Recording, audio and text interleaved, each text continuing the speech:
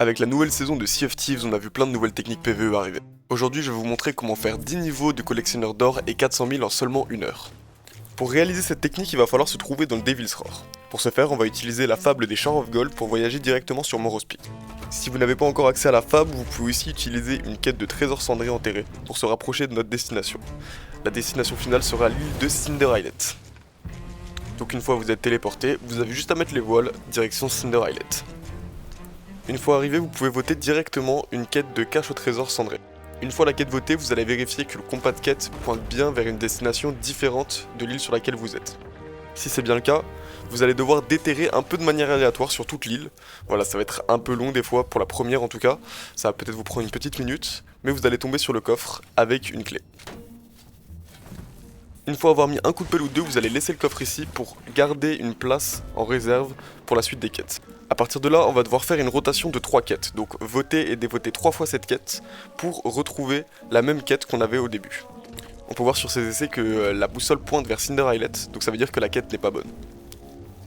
Une fois la rotation de 3 quêtes faite, on peut de nouveau aller déterrer sur l'île.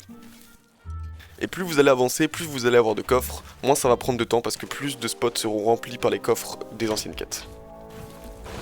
Vous en stackez autant que vous voulez, et une fois que c'est fait, vous allez tout déterrer. Et on peut voir maintenant que toutes les clés se retrouvent sur la même île, donc Fetch et Rest. Remplir ces coffres de clés va vous servir pour aller plus vite pour la suite. Et maintenant on part direction Fetch et Rest, il va falloir se rentrer là-dedans, entre ces deux petites îles. Voilà, donc il suffit juste de passer par le côté ouest de l'île, et vous allez trouver une petite fente dans laquelle vous allez pouvoir passer.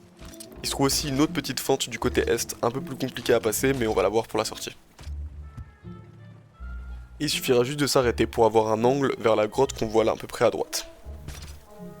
C'est à l'intérieur qu'on va devoir ouvrir ces caches. Donc vous prenez un des coffres avec vos clés, et vous allez pouvoir ouvrir toutes vos caches en posant les clés ici.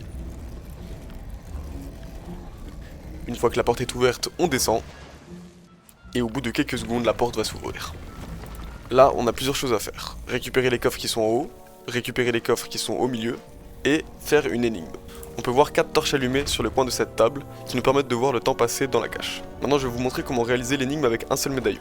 Une fois qu'il est placé, on va pouvoir voir un logo apparaître sur la table. Ici c'est un logo de coffre et on va voir directement sur le 4ème pilier qu'est-ce qui correspond au logo de coffre. En fait, ce 4ème pilier va regrouper les 3 symboles qui se trouvent sur les autres. Il suffit juste à ce moment-là de déduire par rapport aux symboles qu'on a trouvés et ceux qui sont présents sur le 4ème pilier. Avec un peu de pratique et d'habitude, on peut voir que la technique va vraiment super vite. Là, en moins de 20 secondes, on a réussi à résoudre l'énigme.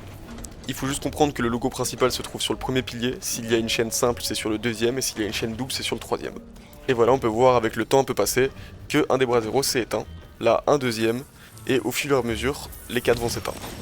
Lorsque le 4ème s'éteint, cela veut dire que vous avez encore 1 minute pour vider toute la cache.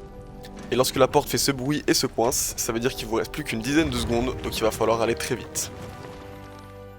Et voilà, maintenant vous savez comment faire des caches et les farms en boucle. Là il vous suffit juste de les ouvrir en boucle et de tout enlever, tout retirer, tous les coffres. Voilà, au vu du temps qu'il y a pour faire les caches, on peut assigner quelqu'un pour directement monter tous les trésors en haut et ça va super vite. Une fois que ce sera fini, il va falloir déplacer un peu votre bateau parce que le volcan aura sûrement un peu pété pour harponner tous les loots. Il faudra aussi des fois un peu réparer le bateau si jamais celui-ci prend des boulets forcément. Donc ça passe évidemment par éteindre le feu avant qu'il se propage et réparer les trous. Une fois que c'est fait, c'est parti pour tout harponner, et c'est parti. Là, du coup, on va passer par la porte de l'Est, donc on va un peu se tirer avec le harpon, on peut aussi y aller avec de la voile. Le mieux, c'est de faire un peu des deux pour le coup. Voilà, à la fin, ça va souvent bloquer, il va falloir un peu tirer avec le harpon, avec clic droit si jamais vous n'avez pas l'habitude. Vous avez juste à harponner dans le sol et tirer le plus possible avec clic droit. On met les voiles et c'est parti. Voilà, on arrive à la vente, du coup on peut voir que je suis niveau 35 avec 4 400 000 de gold. Il suffit de tout harponner comme d'habitude et de vendre à cette gentille personne qui est la baronne.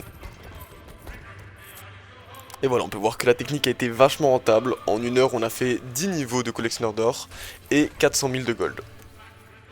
C'est tout pour cette technique pour les collectionneurs d'or, mais n'hésite pas à t'abonner parce qu'on va parler des techniques pour les marchands et les ors des âmes très bientôt. Allez, à la prochaine pirates!